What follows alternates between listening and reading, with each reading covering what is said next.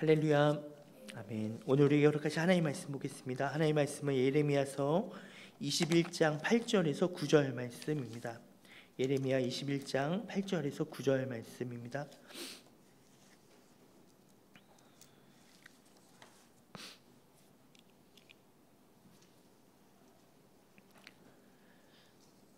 네, 우리 말씀을 한 목소리로 함께 봉독하도록 하겠습니다. 여호와께서 말씀하시기를, 보라, 내가 너희 앞에 생명의 길과 사망의 길을 두었노라. 너는 이 백성에게 전하라 하셨느니라. 이 성읍에 사는 자는 칼과 기근과 전염병에 죽으려니와 너희를 에워싼 갈대인에게 나가서 항복하는 자는 살 것이나 목숨은 전리품같이 되리라. 아멘. 우리 말씀 한 구절 더 보겠습니다. 우리 예레미야서 21장 1절에서 2절 말씀입니다. 예레미야 21장 1절에서 2절입니다. 같이 읽겠습니다. 시작. 여호와께로부터 예레미야에게 말씀이 임하니라. 시드기야 왕이 마리아의 아들 밧술과 제사장 마아세야의 아들 스바냐를 예레미야에게 보내니라. 바벨론의 느부갓네살 왕이 우리를 치니 청컨대 너는 우리를 위하여 여호와께 간구하라. 여호와께서 혹시 그의 모든 기적으로 우리를 도와 행하시면 그가 우리를 떠나리라 하니. 아멘.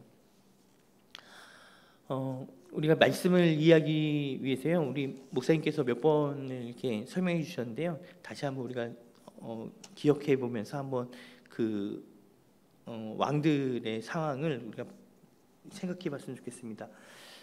요시야 왕은 정말 그 이스라엘의 마지막 시기에 등불과도 같았던 왕이 바로 요시야 왕이었습니다. 근데 요시야 왕이 죽었어요. 그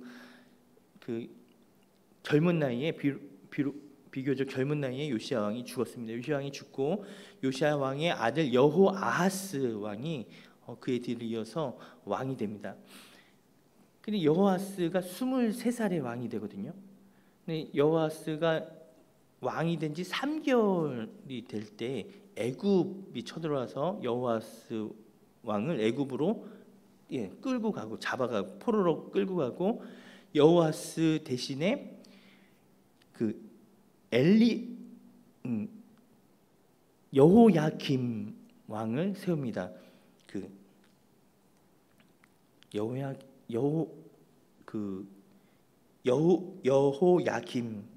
엘리야김이 원래 이름이었죠. 엘리야김이 원래 이름인데 여호야김으로 고치고 여호야김 왕을 세웁니다. 여호야김 왕이 25살이었어요. 그러면 좀 이상하지 않나요? 여호아스는 23살이었거든요. 근데 3개월이 지나서 여호야김이 왕이 됐는데 그의 나이는 25살이었습니다. 사실은 여호야김이 첫째였던 거예요. 나이가 더 많습니다. 그럼에도 불구하고 그 요시야 왕이 죽고 여호아하스가 왕이 됐다는 것은 이 사람들, 신하들과 백성들의 눈에 여호아하스가 더 왕감이었다는 거예요. 여호야김은 뭔가 좀 이렇게 평소에 품행이나 뭔가 좀 이렇게 그렇기 때문에 그가 나이가 더 많았음에도 불구하고 요시야의 뒤를 이어서 왕이 되지 않았던 겁니다. 근데 이 여호야김 왕이 11년을 다스립니다. 11년 다스리는데 그는 정말 악행을 했습니다. 그래서 그 예레미야서에서도 그 여호야김 왕이 얼마나 부족한지, 또 얼마나 그 자기 배만 채우고 백성들을 돌보지 않았는지 몇 번이고 이렇게 설명을 해줍니다. 11년째 되는 때에 여호야김 바벨론의 느부갓네살이 쳐들어옵니다. 쳐들어와서 그를 포로로 끌고 가고 그의 아들 여호야긴이 왕이 됩니다. 이 여호야김이 왕이 됐을 때 나이가 8살이었어요. 참고로 요시야 왕도 8살에 왕이 되었었는데요. 8살인데 왕이 됐는데 여호야긴이 왕이 된지 역시 3개월 될 때 다시 또 바벨론이 쳐들어와서 그 여호야긴 왕을 포로로 끌고 잡아가면서 그의 숙부인 시드기야를 왕으로 세웁니다. 여호야긴의 숙부니까요, 사실은 요시야 왕의 셋째 아들이었던 거예요. 세 번째 아들. 그래서 이 시드기야가 마지막 왕이 됩니다. 시드기야 마지막 왕으로 왕이 되는데, 이 시드기야 왕이 되기 전에 이미 바벨론이 2번 쳐들어왔잖아요. 엘리야김 때 한 번, 여호야김이죠. 여호야김 때 한 번, 여호야긴 때 한 번, 그리고 지금 시드기야 왕 11년 때 바벨론이 또 한 번 쳐들어오는데 바로 그때 이야기입니다. 이미 3차, 지금 이 3번째 침공이에요. 우리는 그 결론을 알고 있습니다. 역사를 알고 있어요. BC 586년에 이스라엘은, 남유다는 멸망하게 됩니다. 느부갓네살 왕이 쳐들어오는 것을 보면서 시드기야가 예레미야에게 사람을 보내서 하나님께, 여호와 하나님께 기도해라, 간구해라라고 지금 간청하고 있어요. 우리를 위하여 여호와께 간구하라. 21장 1절에서 2절을 보면요, 누굴 보내냐면 1절에 마리아의 아들 바술과 제사장의 마아세의 아들 스바냐를 예레미야에게 보냅니다. 그리고 하나님께 기도해라 이렇게 말하고 있는데요. 근데 여러분 지금 예레미야 21장 1절 2절이에요. 근데 바로 앞장 예레미야 20장 1절 2절과 너무 대조되는 상황이 지금 펼쳐지고 있습니다. 예레미야 20장 1절 2절 한번 보겠습니다. 자, 읽겠습니다. 시작. 임멜의 아들 제사장 바술은 여호와의 성전의 총감독이라. 그가 예레미야의 이 일 예언함을 들은지라. 이에 2절입니다. 바술이 선지자 예레미야를 때리고 여호와의 성전에 있는 베냐민 문 위층에 목에 씌우는 나무 고랑으로 채워 두었더니. 20장 1절 2절, 물론 이제 시기가 많이 틀려요. 11년이 지난, 많이 틀립니다. 20장은 그 여호야김 때일 겁니다. 그리고 21장은 시드기야 왕 마지막 때인데요. 20장 1절 2절의 분위기는 뭐예요? 예레미야를 때리고 이렇게 가두고 이런 분위기예요. 그리고 공교롭게도 그랬던 바술. 그리고 시드기야 왕 때도 지금 이 예레미야에게 보낸 이 2사람이 어떤 사람이었는가 하면, 시드기야 왕 때 그 왕에게 나가서 예레미야를 그냥 두면 안 됩니다 해가지고 백성들을 선동하고 장로들과 함께 왕에게 나아가서 예레미야를 그냥 두면 안 된다 해가지고 왕에게 간청해서 예레미야를 그 감옥들에 있는 구덩이에 집어넣었던 장본인들입니다. 이 사람들이에요. 즉 지금 예레미야에게 간청했던 21장 1절 이제 간청하고 있던 이들은 사실 속마음으로 예레미야가 항상 눈에 가시였습니다. 이스라엘은 예루살렘 성전이 있고 하나님이 우리 가운데 계시기 때문에 우리는 망하지 않는다. 이들은 그렇게 믿고 있었어요. 이들은 그런 신앙을 가지고 있었습니다. 그런데 예레미야는 입만 열면 뭘 예언하냐? 우리 바벨론에게 항복하는 것이 하나님의 뜻이다 이렇게 선포했기 때문에 이들은 예레미야가 너무 싫었어요. 그런데 지금 정말 이제 위급한 순간에 정말 이제는 정말 어떻게 될지 모르는 그러한 암울한 순간이 찾아오자 시드기야 왕도 그렇고요, 이 제사장들도 예레미야에게 찾아가서 예레미야에게 하나님께 기도해줘라 라고 지금 부탁을 하고 있는 겁니다. 이 말은 시드기야 왕도 그렇거니와 또 왕의 명령을 받은 이들 역시도 예레미야는 하나님의 참 선지자라는 것을 이미 인정하고 있다는 거예요. 그리고 이것은 그 예레미야가 하나님께 울면서 기도할 때, 하나님 내가 이게 뭡니까? 하나님 내가 그 하나님의 말씀을 선포만 하면 사람들은 나를 싫어하고 나를 미워하고 나를 핍박하고 내가 정말 내가 여호와의 말씀을 전하기가 싫습니다라고 울면서 기도할 때 하나님이 예레미야에게 해줬던 그런 일이기도 합니다. 예레미야 15장 11절 보겠습니다. 자, 같이 읽을게요. 시작. 여호와께서 이르시되 내가 진실로 너를 강하게 할 것이요 너에게 복을 받게 할 것이며 내가 진실로 내 원수로 재앙과 환난의 때에 내게 간구하게 하리라.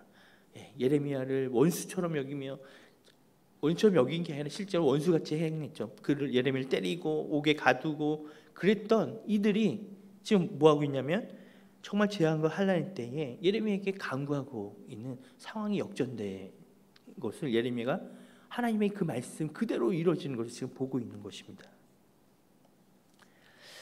자, 시드기야 왕도 그렇고요. 이들 제사장들도 그렇고요. 백성들도 그렇고 예레미야에게 하나님께 간구해 달라라고 간청했을 때 이들이 예레미야에게 요청하면서 갖는 기대함이 있습니다. 그게 뭘까요? 기대함. 예레미야가 하나님께 기도했을 때 혹시 하나님이 그 기도를 들어서 이 상황을 모면하게 하지 않을까 하는 그러한 혹시나 하는 기대감이 있었어요. 이거는 자, 시드기야 때부터 100년 전에 어떠한 사건이 있었냐면 히스기야 왕 때입니다. 히스기야 왕 때 아수르 왕 사네립이 쳐들어왔어요. 사네립이 쳐들어와 가지고 하나님을 모욕하고 막 그랬습니다. 그 예루살렘 성전을 에워싸고 그때 히스기야 왕이 하나님을 모욕하는 그 소리를 듣고 하나님 성전에 올라와서 하나님께 옷을 찢으며 기도했어요. 하나님 지금 듣고 계십니까? 하나님 어떻게 합니까? 하면서 이사야 선지자죠. 이사야 선지자에게 너도 같이 기도해달라고 하면서 간청했을 때 어떤 일이 일어났냐면 사네립 왕의 군대 18만 5천 명이 하룻밤 사이에 다 몰살당하는 그러한 역사가 일어납니다. 정말 이거는 어떻게 설명할 수 없는 그런 이상한 일이 일어난 거예요. 하룻밤 사이에 적군이 다 죽어버린 거예요. 그래가지고 그 성경 표현대로 하면 얼굴을 들지 못한 채 고국으로 돌아갔다 이렇게 말합니다. 적군이 그냥 돌아간 거예요. 지금 이들이 원하고 이들이 그리는 생각이 뭐가 있어요? 예레미야가 기도했을 때 혹시 하나님이 그때처럼 이렇게 또 한번 우리를 구원하시고 우리를 구원하지 않을까? 하나님은 우리의 하나님, 이스라엘 하나님이시니까. 그걸 품고 그 마음을 가지고 지금 예레미야에게 부탁하고 있는 겁니다. 예레미야가 이 제사장들에게 하나님의 말씀을 전합니다. 예레미야 21장 3절에서 7절 말씀입니다. 자, 같이 한번 읽어봅니다. 시작. 예레미야가 그들에게 대답하되 너희는 시드기야에게 이같이 말하라. 이스라엘의 하나님 여호와께서 이와 같이 말씀하시되 보라, 너희가 성 밖에서 바벨론의 왕과 또 너희를 에워싼 갈대아인과 싸우는데 쓰는 너희 손의 무기를 내가 뒤로 돌릴 것이요 그것들을 이 성 가운데로 모아들이리라.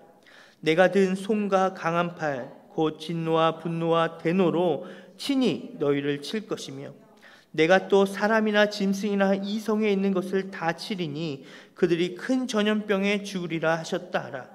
여호와의 말씀이니라. 그 후에 내가 유다의 왕 시드기야와 그의 신하들과 백성과 및 이 성읍에서 전염병과 칼과 기근에서 남은 자를 바벨론의 느부갓네살 왕의 손과 그들의 원수의 손과 그들의 생명을 찾는 자들의 손에 넘기리니 그가 칼날로 그들을 치되 치근히 여기지 아니하며 국률이 여기지 아니하며 불쌍히 여기지 아니하리라 하셨느니라. 아멘. 예레미야의 대답은 이들이 그래도 혹시나 하는 이들의 기대감에 일말의 여지도 남기지 않는 정말 단호하고 잔혹한 하나님의 선포 메시지였습니다. 하나님이 싸우시기는 싸우시는데 4절 5절까지만 해도요, 하나님이 지금 싸우고 있는데 우리 편이 돼서 싸우나 적 편이 돼서 싸우나 5절까지만 해도요, 이게 중의적인 표현으로 쓰여 있어서 이게 적군을 향한 말인지 우리를 향한 말인지 이렇게 분간이 안 돼요. 근데 6절 7절부터 분명하게 점점 드러나는데 이게 뭐냐면 하나님이 우리 편에서 싸우는 게 아니라 하나님 여호와의 칼이 적군이 아니라 바로 나를 향해 있다는 걸 이들이 깨닫습니다. 하나님의 진노는 이스라엘을 쳐들어온 적군을 향해 진노하시는 것이 아니라 바로 이스라엘을 향한 진노였습니다. 그러면서 하나님께서요, 이들에게 너에겐 지금 두 가지 갈림길이 있다라고 말씀하십니다. 자, 예레미야 21장 8절입니다. 자, 읽습니다. 여호와께서 말씀하시기를 보라, 내가 너희 앞에 생명의 길과 사망의 길을 두었노라. 너는 이 백성에게 전하라 하셨느니라. 너희 앞에 생명의 길과 사망의 길을 두었다. 이 말은요, 이스라엘 백성들에게 친숙한 말이에요. 왜냐하면 선지자들이 모세도요, 모세 때부터 하나님의 이 말씀으로 많이 대언했거든요. 너희 앞에 두 가지 길이 있다. 생사하복이 있다. 너무나 이스라엘 백성들이 친숙한 말입니다. 신명기 30장 15절 18절 한번 읽어보겠습니다. 자, 읽습니다. 보라, 내가 오늘 생명과 복과 사망과 har을 내 앞에 두었나니 곧 내가 오늘 내게 명령하여 내 하나님 여호와를 사랑하고 그 모든 길을 행하며 그의 명령과 규례와 법도를 지키라 하는 것이라. 그리하면 내가 생존하며 번성할 것이요 하나님 여호와께서 내가 가서 차지할 땅에서 내게 복을 주실 것임이니라. 그러나 내가 만일 마음을 돌이켜 듣지 아니하고 유혹을 받아 절하고 그를 섬기면 내가 오늘 너희에게 선언하노니 너희가 반드시 망할 것이라. 너희가 요단을 건너가서 차지할 땅에서 너희의 날이 길지 못할 것이니라. 아멘. 하나님께서 이스라엘 백성들에게 얘기했던 생명의 길은 내 하나님 여호와를 사랑하고 하나님의 명령과 규례와 법규를 지켜 행하라. 그리하면 너가 산다. 그게 바로 생명의 길이었습니다. 하나님을 사랑하고 하나님의 말씀에 순종하는 거였어요. 예레미야가 이들에게 말합니다. 너희 앞에 생명의 길과 사망의 길이 있다라고 했을 때 이들이 기대했던 것도, 이들이 아마 생각한 것도, 하나님께 돌아오고 하나님의 말씀에 순종하면 너희가 살 것이다. 어쩌면 이들이 이걸 기대했을 수 있을지 모르겠습니다. 그리고 이들의 마음에는 어떤 마음이 있었냐면, 그래, 우리가 정말 잘못했습니다. 하나님, 우리가 돌아갈 용의가 있습니다. 우리가 하나님 말씀대로 이제 우리가 두 손 들고 하나님 뜻대로 우리가 살겠습니다. 아마 이런 각오도 했을지 모르겠습니다.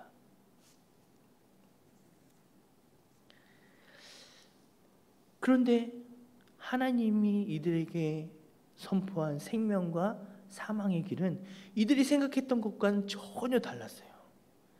이들이 들어보지 못한 생명과 사망의 길이었습니다. 예레미야 21장 9절입니다. 21장 9절 제가 읽습니다. 이 성읍에 사는 자는 칼과 기근과 전염병에 죽으려니와 너희를 에워싼 갈대아인에게 나가서 항복하는 자는 살 것이나 그의 목숨은 전리품 같이 되리라.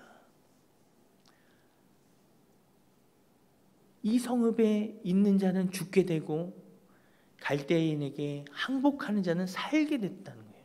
그게 생명의 길이라는 거예요. 항복하는 자. 계속해서 21장 10절입니다. 여호와의 말씀이니라. 내가 나의 얼굴을 이 성읍으로 향함은 복을 내리기 위함이 아니요 화를 내리기 위함이라. 이 성읍이 바벨론 왕의 손에 넘김이 될 것이요 그는 그것을 불사르리라. 여러분, 이스라엘 백성들이 모면하길 바랬던, 이들이 생각하기 싫었던 최악의 상황, 정말 생각하기도 싫었던 그 최악의 경우, 그 상황이 하나님은 생명의 길이라고 말씀하고 있어요. 그들이 소망하고 그들이 바랬던 길은 사망의 길이라고 말씀하십니다. 어쩌면 오히려 더 믿음의 길 같고, 정말 죽기를 각오하고 항전하며 싸워서 정말 내 나라를 지키는 그것이 사망의 길이라는 거예요. 그리고 적군에게 항복한 다음에 어떻게 돼요? 편해지는 게 아닙니다. 비참하게 포로로 끌려가는데 간신히 목숨만 구걸하는 그런 비참한 상황이 오히려 이것이 너에게 주어진 생명의 길이다라고 하나님이 말씀하시는 거예요. 그러니 이들이 어떻게 이것을 받아들일 수 있겠습니까?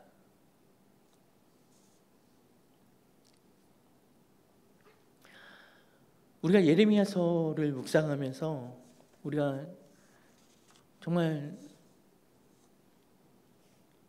예레미야서를 읽을 때마다 발가벗겨진 모습으로 말씀 앞에 서 있는 기분이 들 때가 있습니다. 예레미야서는 우리에게 무엇을 보여주냐면 자기가 원하는 것을 선택하여 살아간 삶의 인생의 결론이 뭐냐라는 걸 너무나 분명하게 보여주는 것 같아요. 여호야김 왕이 11년을 다스렸습니다. 여호야김 왕 11년 동안에 하나님은 예레미야 선지자를 통해서 또 다른 하나님의 선지자를 통해서 계속해서 말씀하셨어요. 너가 어떻게 해야 된다. 너의 삶이 어떠한 삶이 돼야 된다라고 말씀하셨습니다. 예레미야 22장 3절입니다. 자, 중간에 읽겠습니다.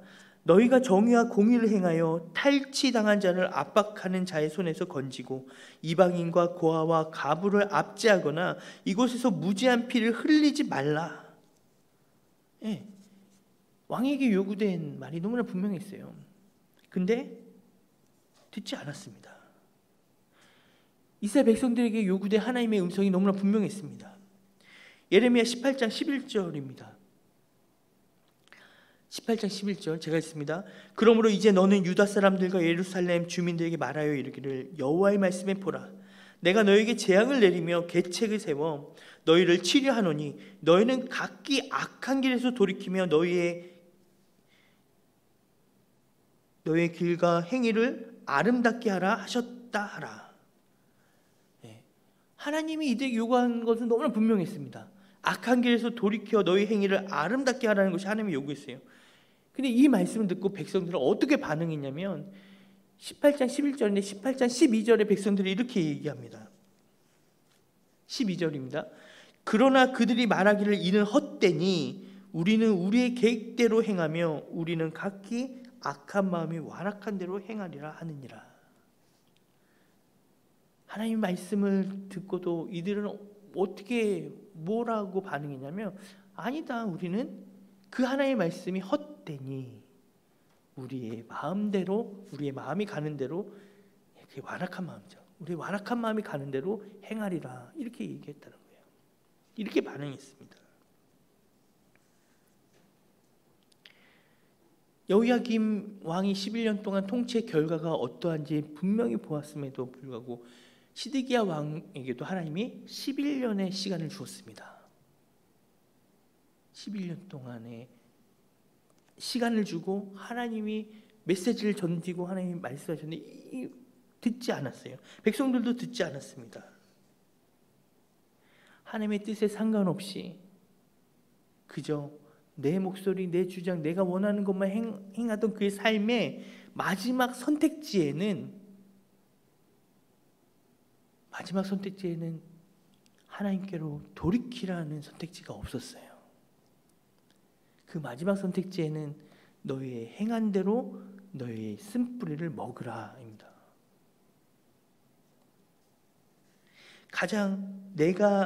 나에게 가장 좋은 것을 항상 선택했던 그 삶의 결과는 뭐였냐면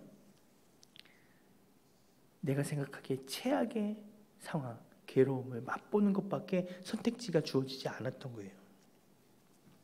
예레미야서를 읽으며 읽을 때 예레미야서는 우리에게 무엇을 말해주냐면 정말 신앙함이란 무엇인가를 우리에게 분명하게 이야기합니다. 사랑하는 여러분, 우리는요 어떠한 습관이 있냐면 항상 세상이 나를 중심으로 돌아간다는 그러한 생각에 빠져 있습니다. 내가 세상의 중심이라는 무의식적으로 우리는 그런 생각을 항상 하고 있어요. 근데 이게 어디까지 가냐면 하나님조차도 세상의 중심 나를 위해 존재한다고 우리는 자꾸 착각을 해요.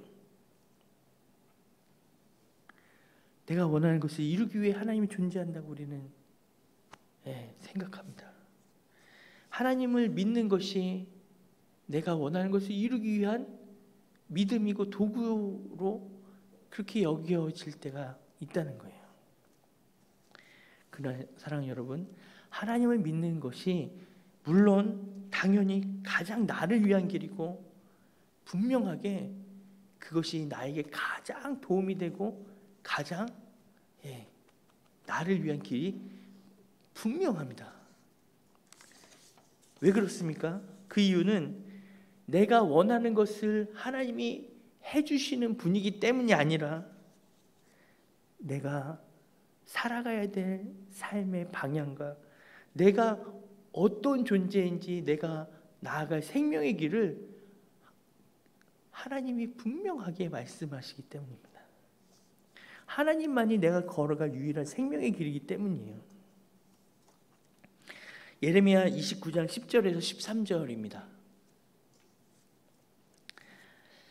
자, 우리 같이 한번 읽겠습니다. 읽습니다. 여호와께서 이와 같이 말씀하시니라. 바벨론에서 70년이 차면 내가 너희를 돌보고 나의 선한 말을 너에게 성취하여 너희를 이곳으로 돌아오게 하리라. 여호와의 말씀이니라. 너희를 향한 나의 생각을 내가 아나니 평안이요 재앙이 아니니라. 너에게 미래와 희망을 주는 것이니라. 너희가 내게 부르짖으며 내게 와서 기도하면 내가 너희들의 기도를 들을 것이요 너희가 온 마음으로 나를 구하면 나를 찾을 것이요 나를 만나리라. 아멘. 분명 내가 생각하기에 그 최악의 길이 왜 생명의 길이 되나? 여러분, 그 길은 나를 온전하게 회복시키는 유일한 길이었기 때문입니다. 내가 원하고 내가 기도했던 대로 하나님이 또 이루어 주셨다면 이스라엘이 망하지 않고 적군이 물러가고 승리하고 하나님이 나를 구원하셨다라고 하나님이 그렇게 해주셨다면 내가 원했던 길이죠. 내가 기대했던 거죠. 그랬다면 여전히 우리는 그 자리에 머물러 있었을 거예요. 그 자리는 어떤 자리입니까? 내가 원하는 대로 살아갔던 삶의 자리에 내가 기대하는 하나님으로 하나님이 세팅했던 그 자리, 하나님은 그저 나에게 좋은 것 주시는 분으로 하나님은 그렇게 취급하고 내 삶에 내가 원하는 것만 기대하면서 내가 원하는 것만 추구하며 살아갔던 그 삶의 자리에 여전히 우리는 있다가 그러다가 예레미야서의 결론처럼 예레미야서가 보여주는 것처럼 우리는 그렇게 살다가 사망으로 끝났을 거예요. 그러나 내가 그토록 거부하고 내가 그토록 원치 않았던 그 자리, 하나님이 말씀하셨던 그러나 그 자리가 생명의 길이었던 이유는 그 자리를 통해서 그 고난을 통해서 포로로 끌려가서 내가 원치 않은 삶이지만 그 삶을 통해서 하나님의 하나님 되심을 비로소 인정하고 나의 나됨을 비로소 깨닫고 하나님께 고백하며 부서지고 깨어지고 또 깨어지고 그를 통해 정말 내가 어떠한 존재인지 비로소 깨닫는 그런 자리였기 때문입니다. 그렇게 무너지고 부서지면서 정말 내 삶에 가장 중요한 것이 무엇인지 정말 내 삶에 진짜 필요한 것이 무엇인지 비로소 깨닫게 되는 자리였기 때문입니다. 다른 헛된 많은 것들, 내가 추구했던 많은 것들을 더 이상 바라보는 것이 아니라 이제 비로소 나에게 가장 필요한 것, 나에게 가장 생명 되신 하나님께 나아가 하나님께 부르짖으며 하나님을 비로소 온전하게 찾는 자리가 바로 그 자리였기 때문입니다.